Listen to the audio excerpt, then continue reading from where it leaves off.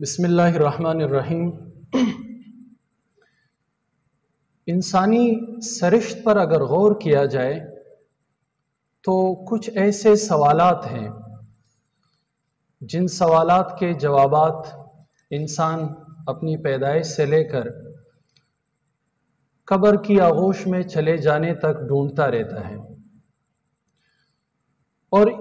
یہ سوالات بلا رنگ و نسل، بلا کسی لسانی گرو سے تعلق رکھنے کے واسطے یا بغیر کسی خاص مذہب کو فالو کرنے کے، ہر انسان کے ذہن میں یہ سوالات ابھرتے ہیں، اور ان سوالات کا جواب وہ حاصل کرنا چاہتا ہے۔ ان میں سے ایک اہم سوال یہ ہے کہ کامیابی کیا ہے؟ بہت سارے دانشور، اہل فلاسفہ، موٹیویشنل سپیکرز اور دیگر عقل و دانش کے صفوں سے تعلق رکھنے والے لوگ اپنے مشاہدات، تجربات کو الفاظ کی شکل دے کر ہم تک وہ پہنچاتے ہیں اور اسے کامیابی کے ڈیفینیشن کے طور پر ہمارے سامنے لاتے ہیں۔ لیکن جس طرح ایک انسان دنیا جہاں کے تمام مشاہدات کا حامل نہیں ہو سکتا، جس طرح ایک انسان دنیا جہاں کے تمام تجربات کو لے کر نہیں پھر سکتا، اسی طرح اس کے کامیابی کا ڈیفینیشن بھی لمیٹڈ ہوتا ہے، کیونکہ ہر انسان جب کامیابی کو ڈیفائن کر رہا ہوتا ہے تو وہ اپنے علم، مشاہدے اور تجربے کی بنیاد پر ڈیفائن کرتا ہے۔ اس کی مثال کچھ یوں سمجھیے کہ بڑی مشہور مثال ہے، ایک ہاتھی کے سامنے 3-4 لوگوں کو، نابینا لوگوں کو لایا گیا اور ان کو کہا گیا کہ ہاتھی کو فیل کر کے آپ ڈیفائن کریں کہ ہاتھی کیسا ہے۔ ایک شخص جو اس کے کمر کے قریب تھا، اس نے ہاتھی کے کمر پر ہاتھ پھیرا تو اس نے کہا کہ ہاتھی تو دیوار جیسا ہے۔ دوسرے نے دیکھا، اس کے پاؤں کو فیل کیا تو اس نے کہا ہاتھی تو بالکل پلر جیسا ہے۔ تیسرے نے ان کے کانوں کو ہاتھ لگایا تو انہوں نے کہا یہ تو کسی ململ سے بنے ہوئے کپڑے کی طرح ہے۔ ان تینوں اشخاص کے مشاہدات یا تجربات میں جو کچھ آیا، اس بنیاد پر ہاتھی کو ڈیفائن کرنا، اور جتنا انہوں نے ڈیفائن کیا وہ درست تھا۔ لیکن کیا ہاتھی مکمل طور پر ڈیفائن ہوا؟ تو ہمارا جواب ہوگا نہیں۔ ہاتھی کی یہ ڈیفینیشن، تینوں کی ڈیفینیشن صحیح ہونے کے باوجود انکمپلیٹ ہے، بہت لمیٹڈ ہے۔ اسی طرح جب ورڈ سکسیس کو یا کامیابی کو ہم ڈیفائن کرتے ہیں اپنی تجربات، اپنے مشاہدات کے بل بوتے پر، تو یہ ڈیفینیشن لمیٹڈ اور انکمپلیٹ ہوا کرتا ہے۔ اب ایک دوسری جہت ہے کہ ہم کامیابی کو کس طرح سمجھے اور اس کا ریئل ڈیفینیشن کیا ہے؟ تو بہت آسان سا جواب ہے کہ کامیابی کا خالق اور ہم سب کو پیدا کرنے والا اللہ رب العزت اس حوالے سے کیا فرماتے ہیں، اس کو بھی ایک مثال سے سمجھتے ہیں۔ ایک پارک ہے، اس میں ہم ایک گیم کھیل رہے ہیں۔ اس گیم میں کچھ پارٹیسپینٹ ہیں اور انہیں یہ ٹاسک دیا گیا ہے کہ یہی اس پارک میں کہیں پر ہیرا چھپایا گیا ہے، آپ اس ہیرے کو تلاش کریں۔ لیکن ان کو امتحان میں ڈالنے کے لیے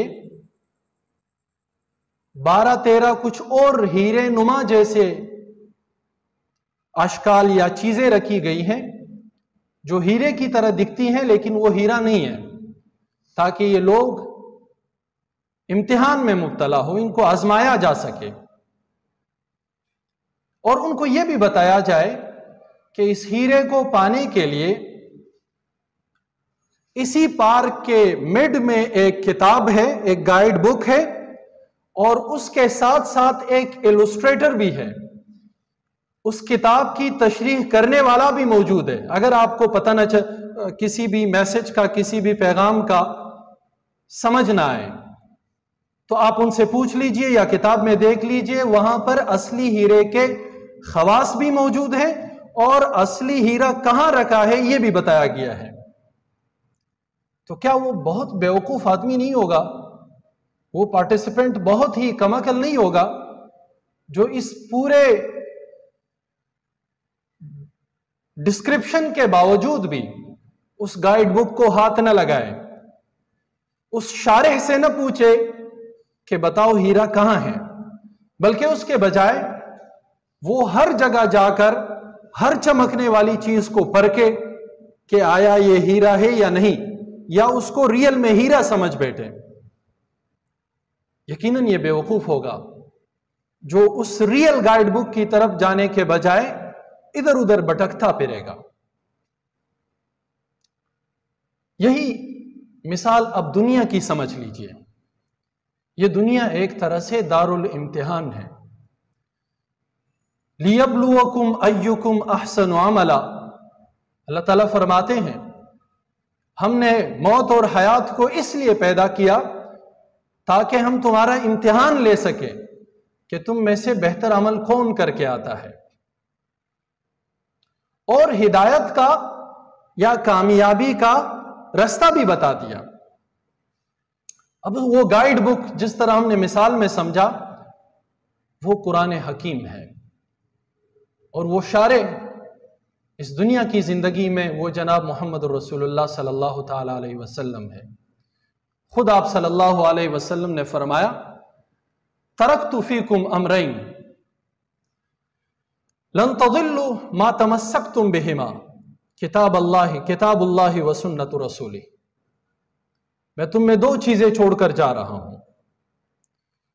تم جب تک اسے تامے رکھو گے تم کبھی بھی گمراہ نہیں ہوگے۔ وہ کیا ہے؟ اللہ کی کتاب اور میری سنت۔ اللہ کی کتاب کتاب ہدایت ہے، فلاح پانے کا ذریعہ ہے، فلاح کا راستہ بتلاتا ہے۔ شروع میں قرآن کریم کے شروع میں اللہ تعالیٰ قرآن مجید کی کے تعارف کے طور پر فرما رہے ہیں ذالک الکتاب لا ریب فیہ ھدی للمتقین، یہ کتاب ہدایت ہے، اس میں کوئی شک نہیں ہے، اور یہ ہدایت ان لوگوں کے لیے ہے جو تقوی اختیار کرتے ہیں۔ پھر کچھ آیتوں میں اہل تقوی کی نشانیاں بتاتے ہیں، ان کے اعمال اور افعال پر بات کرتے ہیں، اور پھر فرماتے ہیں اولئک علی ھدی من ربہم واولئک ھم المفلحون، یہی لوگ اپنے رب کی طرف سے ہدایت پر ہیں اور یہی لوگ کامیاب ہیں۔ یعنی کون کامیاب ہے؟ جو اس کتاب ہدایت سے، جو اس کتاب فلاح سے فلاح اور نجات حاصل کرتے ہیں، اس سے ہدایت پاتے ہیں، اس کے گائیڈ لائنز کو فالو کرتے ہیں۔ یہ کتاب بتلا رہا ہے کہ اصلی ہیرا یعنی کامیابی کہاں ہے، کس کام میں ہے اور کیسے حاصل کیا جا سکتا ہے اسے۔ اور یقیناً ہم کتاب خدا کے گائیڈ لائنز کو سمجھنے کے لیے محتاج ہے جناب محمد الرسول اللہ صلی اللہ تعالی علیہ وسلم کی قولی اور عملی تشریح کے، کیونکہ اللہ تعالیٰ نے خود فرمایا لَقَدْ كَانَ لَكُمْ فِي رَسُولِ اللَّهِ أُسْوَةٌ حَسَنَةٌ، پیغمبر خدا کی زندگی میں تمہارے لیے بہترین نمونہ ہے۔ مَا آتَاكُمُ الرَّسُولُ فَخُذُوهُ وَمَا نَهَاكُمْ عَنْهُ فَانْتَهُوا، جو میرا رسول لا کر تمہیں دے اسے مضبوطی سے تام لو، اور جس سے وہ منع کرے تو اس سے منع ہو جاؤ، اس سے رک جاؤ۔ تو من جملہ یہ جو دوسری جہت ہے کامیابی کے ڈیفینیشن کو سمجھنے کی اور کامیابی کو تلاش کرنے کی، یہ جہد ان دو چیزوں پر مشتمل ہے کہ چونکہ انسانیت کی فلاح کے لیے انسانیت کے خالق نے ایک گائیڈ بک بھیجا ہے، ایک کتاب بھیجی ہے، اور اس کتاب کو سمجھنے کے لیے، اس کتاب کے احکامات کو سمجھ کر اس پر عمل کرنے کے لیے جناب محمد الرسول اللہ صلی اللہ تعالی علیہ وسلم کو عملی نمونہ بنا کر بھیجا۔ وہ معلم انسانیت تھے، انہوں نے سکھایا کتاب، انہوں نے سکھایا تزکیہ، انہوں نے سکھایا حکمت۔ تو چونکہ معلومات کی حد تک ہمارے پاس بہت کچھ ہے اور واقعات کے حد تک ہم بہت سارے واقعات کو جانتے ہیں، ہمیں بہت ساری باتیں بھی سمجھ میں آتی ہیں، لیکن کیا ہم ان بیوقوف لوگوں کی طرح جو کتاب اور گائیڈ بک سے غافل ہو کر اور اس شارح سے غافل ہو کر ادھر ادھر بھٹکتے ہیں اور ہر چمکتی چیز کو ہیرا سمجھ لیتے ہیں، کیا ہم ان کی طرح بننا چاہتے ہیں؟ یقیناً کوئی بھی ذی عقل ان کی طرح بننا نہیں چاہے گا۔ یقیناً ہم میں سے ہر ایک کامیابی کا وہ سیدھا راستہ اپنانا چاہے گا جو گائیڈ بک میں موجود ہے۔ تو ہم اس سے پہلے، جیسے جناب حضرت عمر رضی اللہ عنہ نے فرمایا، حاسبوا انفسکم قبل ان تحاسبوا، وزنوا انفسکم قبل ان تؤزنوا، کہ اپنا محاسبہ کرو اس سے پہلے کہ تمہارا محاسبہ کیا جائے، اپنے آپ کو تولو اس سے پہلے کہ تمہیں اور تمہارے اعمال کو تولا جائے، کیونکہ یہ کام آخرت کے حساب اور آخرت کے وزن اور قسط کو تمہارے لیے آسان بنا دے گا۔ یعنی موت سے پہلے اپنا محاسبہ خود کرنا۔ تو اب ہم اپنا محاسبہ کیسے کریں؟ ایک بہت انٹرسٹنگ تحقیق ہے، سماجیات کے جو جاننے والے ہیں اور ریسرچرز ہیں، وہ کہتے ہیں کہ اگر انسان اپنے آبجیکٹیوز اور گولز جو بھی وہ زندگی میں رکھتا ہے، جو وہ حاصل کرنا چاہتا ہے، ان آبجیکٹیوز اور گولز کو وہ انلسٹ کرے، وہ ایک فہرست بنائے ان کا، اور پھر روزانہ کی بنیاد پر 15 سے 20 منٹ وہ اس لسٹ کو دے کے اپنے دن بھر کے کاموں پر نگاہ ڈالے کہ آیا آج کے دن میں ان گولز اور ان مقاصد کے لیے میں نے کیا کیا، اور اگر کچھ کیا ہے تو اس میں کیا کیا غلطیاں ہوئی مجھ سے، اور پھر عہد کرے کہ آئندہ میں یہ غلطیاں نہیں دہراؤں گا اور اس سے بڑھ کر میں اپنے گول کو حاصل کرنے کے لیے جدوجہد کروں گا۔ جب یہ روزمرہ کی بنیاد پر اس طرح کا سٹرگل کرتا ہے یا ایک ایکٹیویٹی سر انجام دیتا ہے تو بہت جلد وہ شخص اپنے انلسٹ کیے ہوئے گولز یا مقاصد کو حاصل کر لیتا ہے۔ اس کو فالو کرتے ہوئے اگر ہم بھی کتاب خدا یعنی قرآن کریم کے 2 3 آیات کو، کسی ایک حکم کو، صبر، شکر، انصاف، رواداری، اخوت، معاملات میں صفائی، جھوٹ سے پرہیز، ان احکامات کو انلسٹ کریں، 2 آیت روزانہ پڑھیں، اور پھر رات کو 15 منٹ بیٹھ کر سوچیں کہ آج جو مجھ سے سرزد ہونے والے افعال اور اعمال ہیں وہ کس حد تک اس کتاب خدا کے گائیڈ لائنز کے مطابق ہیں۔ اگر تو وہ مطابق ہیں ان پر شکر ادا کرے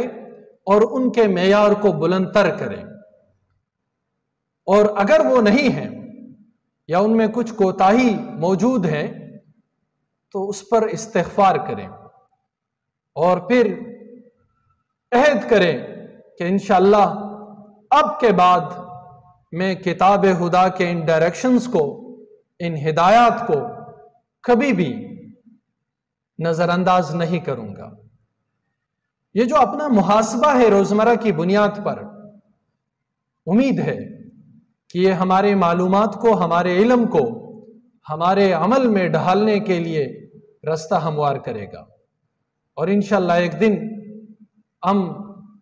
ہم کتاب خدا کے ڈائریکشنز کو فالو کرنے والوں کے صف میں شامل ہو جائیں گے۔ وآخر دعوانا ان الحمد للہ رب العالمین۔